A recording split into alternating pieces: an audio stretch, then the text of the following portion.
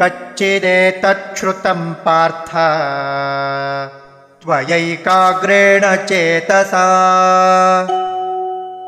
कच्चिदज्ञानसम्मोहः प्रनष्टस्ते धनञ्जय। कच्चित् एतत् श्रुतं पार्थ त्वया एकाग्रेण चेतसा कच्चित् अज्ञानसम्मोहः प्रनष्टः ते धनञ्जय। कच्चिदेतच्छ्रुतं पार्थ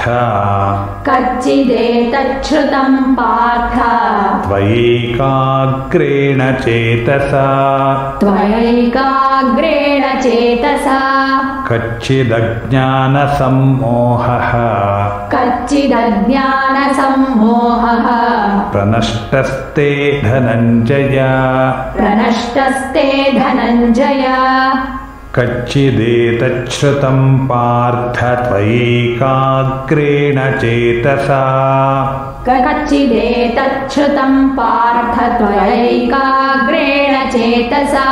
कच्चिदज्ञानसम्मोहः प्रनष्टस्ते धनञ्जय।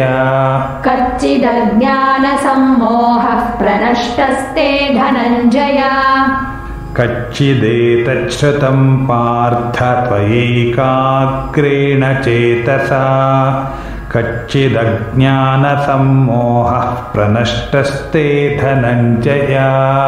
कच्चिदेतच्छ्रुतं पार्थ त्वयैकाग्रेण चेतसा कच्चिदज्ञानसम्मोहः प्रनष्टस्ते धनञ्जय।